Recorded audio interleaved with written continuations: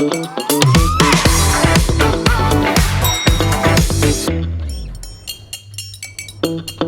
இல்லாம colour print பண்ணுங்க, அதுவும் மிக குறைஞ்ச விலையில. Epson eco tank printers. இது வெறும் ஃபேபுலஸ் இல்ல, இது டோட்டலி பிரிண்டபிளஸ். தேசிய அரசியலில் குறிப்பாக இண்டி கூட்டணிக்குள் ஒரு புதிய சலசலப்பு ஏற்பட்டுள்ளது.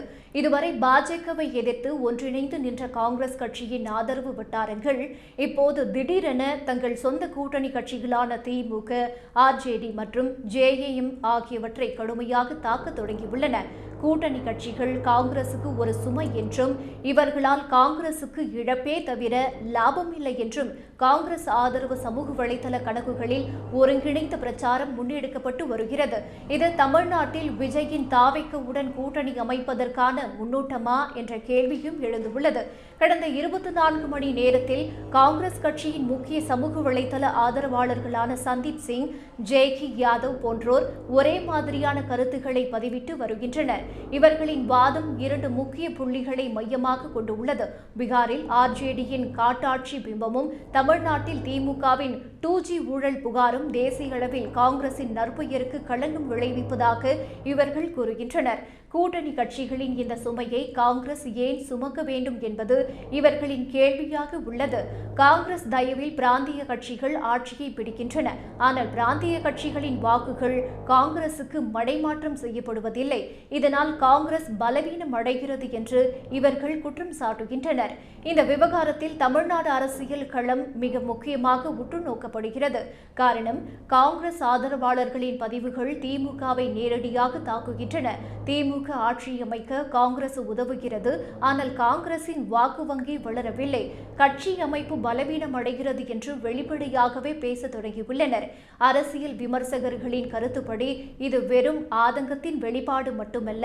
2026 சட்டமன்ற தேர்தல் நெருங்கும் நிலையில் தமிழ்நாட்டில் காங்கிரசின் நகர்வுகளை இது சூசகமாக உணர்த்தக்கூடும் என்று கணிக்கப்படுகிறது. நடிகர் விஜய் தனது தாவேக்கா கட்சியை தொடங்கி திமுக மற்றும் பாஜக ஆகிய இரண்டையும் விமர்சித்து வருகிறார். இந்நிலையில் திமுக மீதான அதிருப்தியை காங்கிரஸ் ஐடி விங் இப்போது வெளிப்படுத்துவது விஜயின் தாவேக்காவுடன் கூட்டணி அமைப்பதற்கான சாத்தியக்கூறுகளை ஆய்வு செய்யும் முயற்சியாக இருக்கலாம் என்று கருதப்படுகிறது.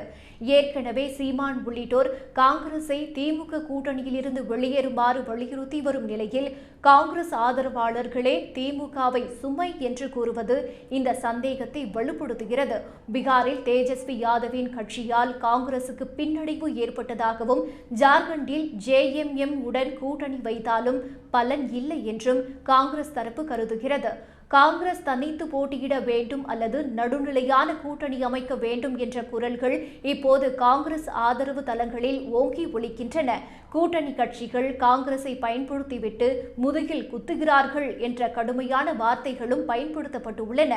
ராகுல் காந்திக்கும் முதல்வர் ஸ்டாலினுக்கும் இடையே நல்லுறவு இருப்பதாக காட்டிக்கொண்டாலும் அடிமட்டத்தில் காங்கிரஸ் நிர்வாகிகள் மற்றும் ஐடி விங் நிர்வாகிகள் மத்தியில் திமுக கூட்டணி மீது கடும் அதிருப்தி நிலவுவதை இந்த பதிவுகள் வெளிச்சம் போட்டு காட்டுகின்றன. இந்த சோசியல் மீடியா தாக்குதல் என்பது காங்கிரஸ் மேலிடத்தின் அனுமதியோடு நடக்கும் அழுத்த தந்திரமா அல்லது உண்மையிலேயே 2026 திமுகவை கழற்றிவிட்டு விஜயின் தாவேக்காவுடன் கைகோர்ப்பதற்கான சமிக்கையா என்பது வரும் நாட்களில் தெளிவுபடுத்தும்.